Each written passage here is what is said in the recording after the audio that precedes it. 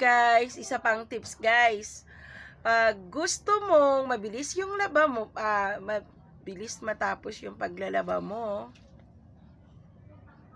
at hindi ka matambakan ng labada na pagkarami-rami habang nagka-CR ka, kuskusan mo na yung panty mo, yung mga hinubad mo ng, lalo na yung underwear, ng safeguard.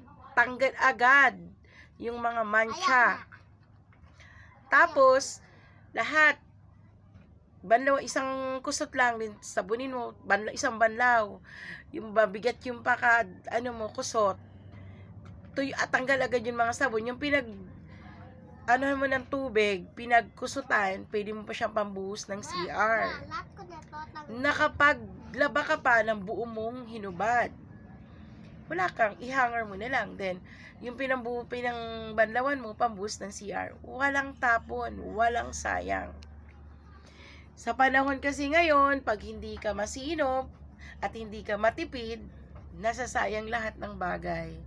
Wow, ang galing mag-drawing ng isang bata dyan, no? Habang yung kuya niya tulog. Wala ko na.